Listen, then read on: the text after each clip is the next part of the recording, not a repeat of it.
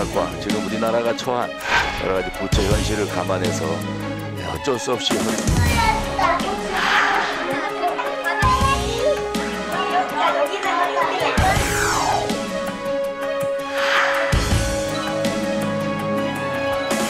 민주당 전 군수와 현직 위원장이 주도하던 개발 계획을 김건희 여사 일가 특혜로 둔갑시킨 민주당에게 도둑질도 손발이 맞아야 한다는 말을 해주고 싶습니다.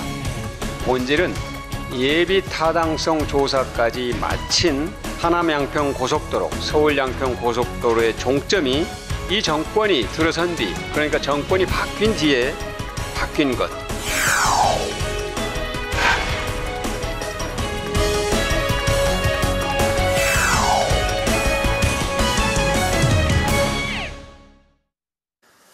네, 해마다 수십조의 예산을 쓰고도 OECD 회원국 중 출산율 꼴찌를 기록하면서 저출생 대책의 전환이 시급하다는 목소리가 높게 나오고 있는데요. 가파른 인구 절벽을 줄이기 위한 현실적인 대안은 무엇인지 관련 법안을 대표 발의하신 엄태영 국민의힘 의원을 모시고 관련한 자세한 이야기를 나눠보겠습니다. 의원님 어서 오십시오. 네, 안녕하세요. 네. 바로 이제 질문을 여쭤보겠습니다. 그 만 8세 이하 또는 이제 초등학교 2학년 이하의 자녀를 둔 근로자들은 재택근무가 가능하고 또 야근을 면제하는 육아지원법을 이제 의원님께서 이제 대표 발의하셨습니다. 이 구체적으로 어떤 내용이고 또 법안을 발의하게 된 배경부터 좀 들어볼까요? 네, 먼저 오늘 제가 발의한 그 육아지원법을 이렇게 홍보할 수 있도록 이렇게 초대해 주신 국회 방송 먼저 감사 말씀드리고요. 육아지원법은 여러 가지 저출산을 저희가 극복하기 위한 많은 대안 중에 아주 미미한 한 부분에 불과합니다. 네. 말씀하셨다시피 만 8세 또 초등 2학년까지의 부모들은 그 재택근무나 또 여러 가지 야근을 좀 배려할 수 있는 또 여러 가지 육아 지원에 대한 회사의 어떤 대책이 미흡할 때는 좀 보완하고자 하는 그 강제 조항을 일부 넣었고요. 네. 하여튼 무엇보다 중요한 것이 예산 투입 대비 효과가 나지 않는다는 것이죠. 올해 우리 국비로 그 육아 지원에 투입되는 예산이 얼마인지 아십니까? 제가 파악해 보니까 한 해에만 4조 8,220억입니다. 4조. 네. 그리고 그 외에도 지자체마다 여러 가지 정책과 예산을 지원하고 있어요. 어떤 데는 뭐 1,000만 원 준다, 어떤 데는 뭐 셋째이 나면 5천만 원 준다, 막 경쟁적으로 하고 있는데 그럼에도 불구하고 효과는 없습니다. 문제는 돈이 문제가 아니고 아이 키우기 좋은 환경과 조건을 만들고 또 부모들이 또 일과 또 출산을 같이 육아를 겸할 수 있는 환경을 만드는 국가적인 책임을 다하지 못한 결과죠. 네.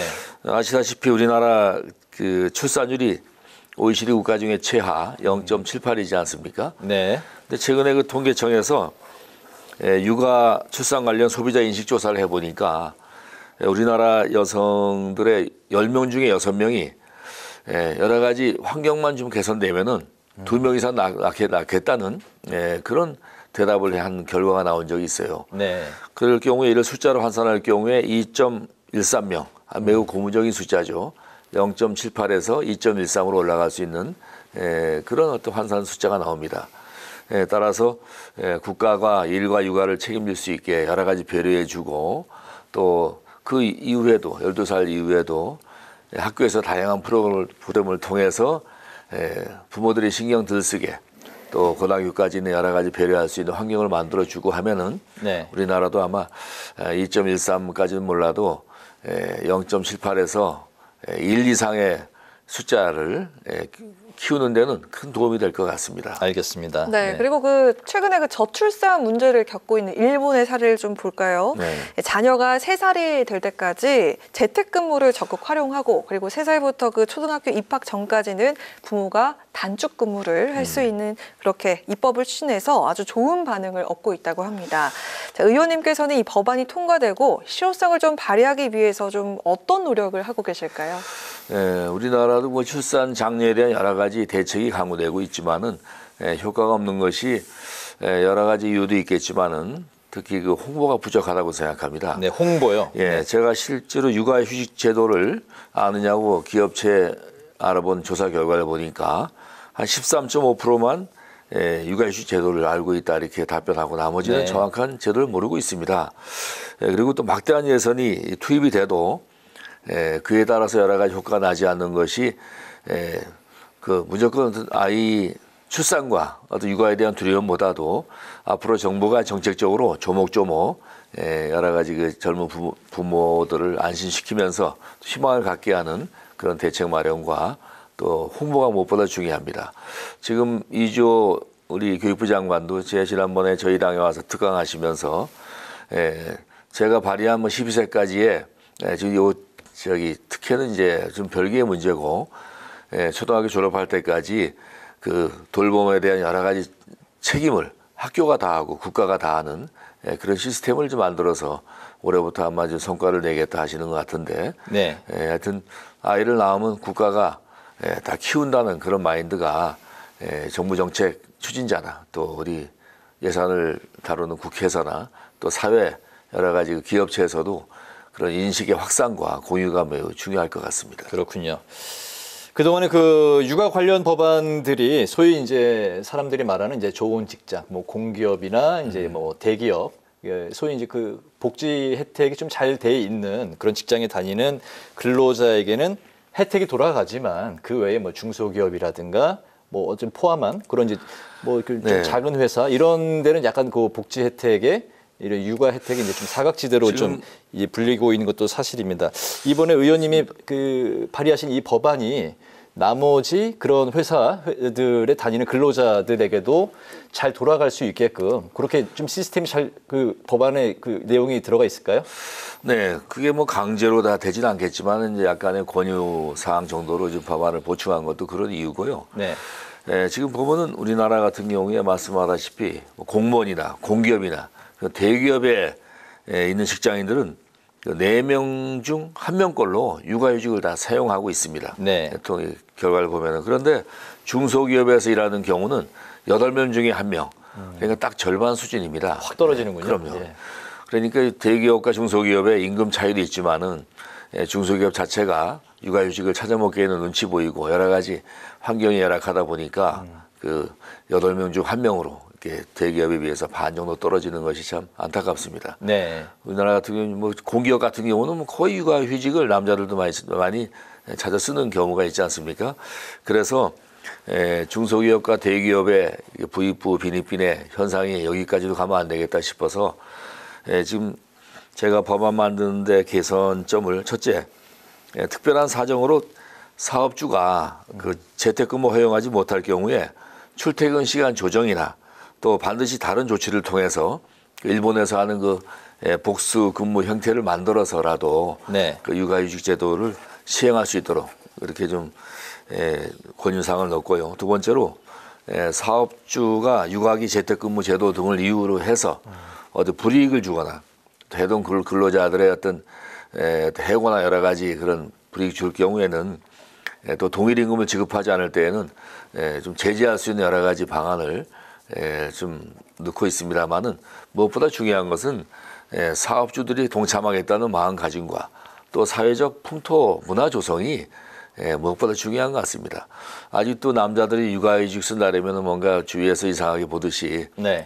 우리 또 아이를 키울 때 이제 엄마만 키우는 시대 지났지 않습니까? 그렇죠. 엄마 네. 아빠가 같이 모든 가사일부터 육아를 같이 공유하다 보니까 남녀 모두 육아휴직에 대해서 좀 자유롭게 좀 당당하게 쓸 수 있고 거기에 대한 회사나 직장의 배려가 뒤따르는 그런 사회 그 문화가 좀 풍토가 좀 바뀌어야지만이 좀 활성화되지 않을까 싶습니다. 그러니까 그 안에 핵심이 유연 근무제 그리고 유연 이제 근무제. 사업주가 좀 이런 육아 여러 가지 이제 좀 그 혜택이 돌아갈 수 있게끔 사업주의 마인드를 이제 좀 그렇게 좀 독려하는 그런 게 좀 핵심이라고 보면 되겠군요. 그렇죠. 자기 직장 내에서 어려움이 있으면은 좀 네.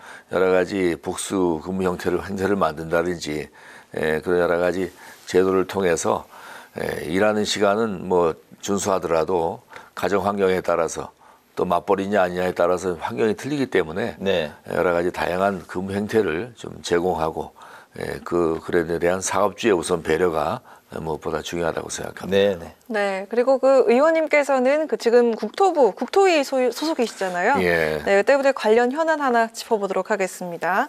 서울 양평 고속도로 의혹을 둘러싼 이 정치권 공방이 지금 아주 거센 상황인데 국민의힘은 그 고속도로 원안의 종점 근처에 정동균 전 양평구수 일가 땅이었다면서 민주당 게이트라고 이렇게 비판을 하고 있습니다. 근데 민주당은 또 원안 추진위를 발족을 했습니다. 이 수정 노선이 두물머리 정체를 해소한다는데 그 원래 목적과 멀어졌다면서 다시 그 정상화를 요구하고 있습니다. 지금 하실 말씀 많으실 것 같은데요. 야당 반응에 대해서 어떤 입장 갖고 계십니까? 네, 오늘 17일 여야 합의로 이와 관련해서 이제 국토회의 전체 회의에서 이 문제를 이제 집중 다루기로 네.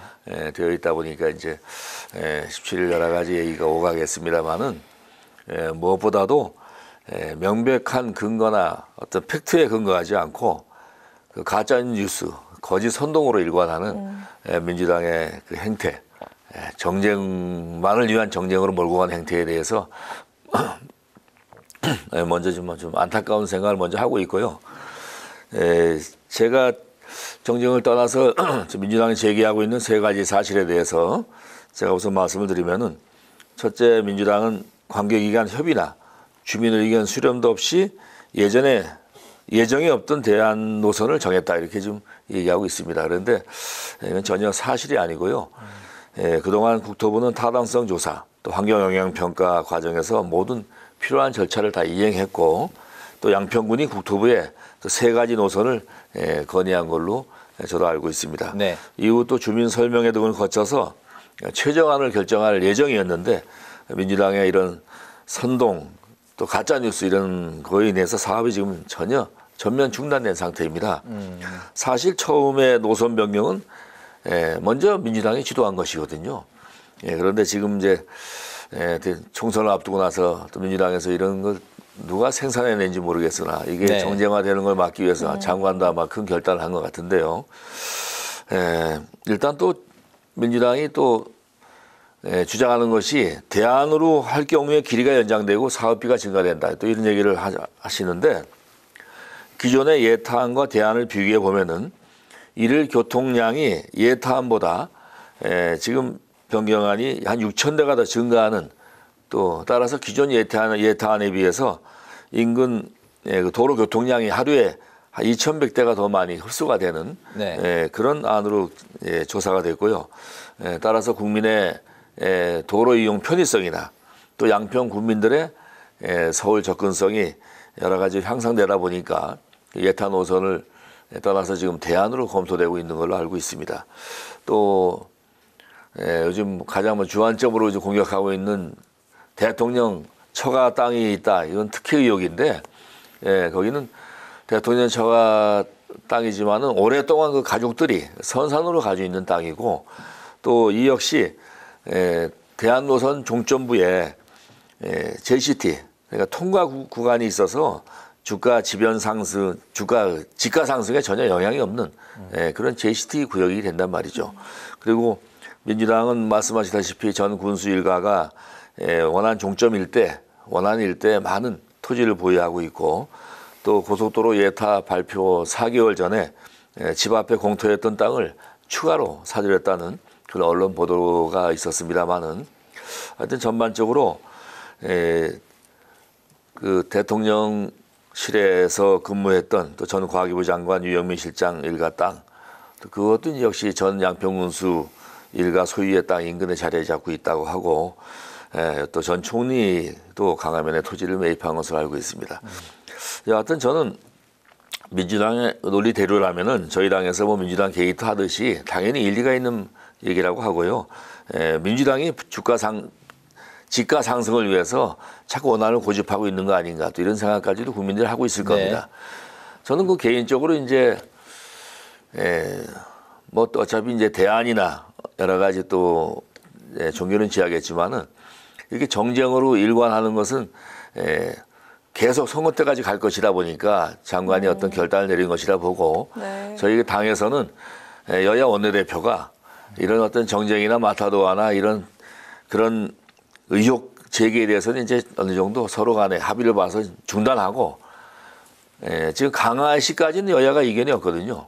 그러면 강화시 그 이후의 구간에 대해서는 전문가들한테 맡겨가지고 100% 수용하겠다는 그 여야 간의 합의를 통해서 이 노선의 최종안을 국민들이 공감하고 또 여러 가지 국민들이 공감하고 또 양평 국민들이나 누가 또 접수할 수 있을 만큼의 전문가 의견을 맡겨서 마무리 짓는 게 네. 좋을 것 같습니다. 이거를 금방 뭐 취소니 뭐 중단이 자체는 아마 원 장관이 민주당의 여러 가지 사안과 민주당의 여러 가지 전략을 너무 잘 알기 때문에 이렇게 결정한 게 아닌가 하는 생각을 합니다만은 하여튼 당에서 여야 간의 어떤 합의와 전문가들 의견을 통해서 잘 마무리 지었으면 좋겠다는 것이 제 개인적인 생각입니다. 그럼 짧게 의원님 생각도 들어보고 싶은데 일단 많은 분들이 궁금하는 게 일단 그럼 중단은 아닌 건가? 다시 재추진이 되는 건가? 이런 게 많이 궁금하실 거거든요.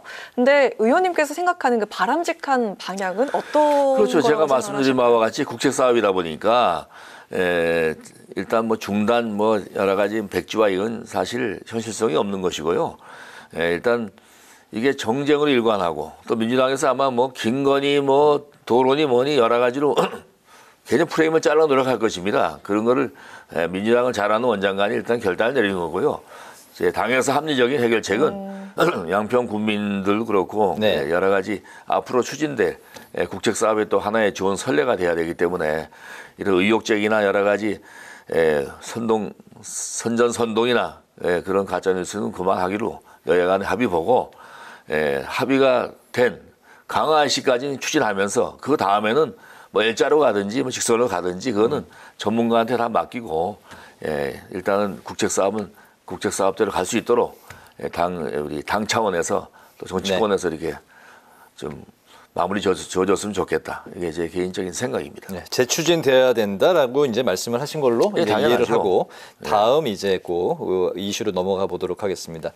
박광온 원내대표가 이제 나토 정상회의 기간 동안에 예정이 된 한일 정상회담에서 후쿠시마 그 원전 오염수 방류에 대한 잠정 보류를 대통령이 이제 일본 측에 요구를 해야 된다 이렇게 이제 말을 했습니다.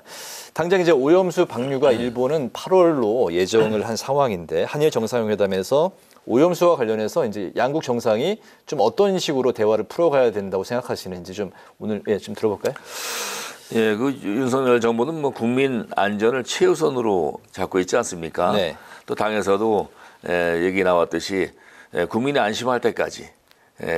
정부에서는 끝까지 여러 가지로 일본에 촉구도 하고 또 일본이 또 독립국가로서 방류하는 걸 막을 수 없고 국제 기준에 맞는 그런 처리를 한다면은 우리 국제적으로 어떻게 막을 수는 없지만은 국내에서 국민의 안전을 담보할 수 있을 때까지 후쿠시마 같은 수산물에 대한 수입도 금지하고 또 그동안 우리가 많은 어떤 학습 효과가 있었습니다. 2010년도에 2011년이죠. 후쿠시마 그 원전 사고가 난 이후에 지금 10년이 넘도록 계속 정부에서도 그동안 여러 가지 검사를 해왔고요. 지금 얼마 전에 환경부 그 해수부 장관이 발표한 것에 의하면은 그동안 7만 5천 건을 수산물 방사능 검사를 해왔답니다. 그럼에도 우리 수산물이 초과한 방사능의 검출이 전혀 없었다는 것이 해수부의 어떤 발표고요. 또 지금도 한 95개에서 200 정도의 샘플링을 할 수 있는 시설을 만들어 놓고 매일매일 방사능 검출을 해서 국민에게 발표하겠다. 이런 저희 나라에서도 정말 국민들이 안심할 수 있는 여러 가지 사안을 가지고 일본이 방류를 시작한다면은 그에 따른 우리의 대책도 강구하고 있는데 방류도 하기 전에 그 기준치가 국제 기준에 맞춰서 어떻게 가는지 그 과학적인 근거도 없이 무조건 정쟁으로 일삼다 보니까 아마 민주당이 너무 좀 오버하고 있지 않나 생각합니다. 일본까지 가서 항의 시위하고 하는 것은 나름대로 뭐 변명은 있겠지만은 객관적으로 보더라도 이런 국제 기준에 맞춰서 글로벌 스탠다드로 이행하는 일본에 가서 괜히 국제망신만 당하지 않았다는 생각이 저도 아주 다분히 들고요.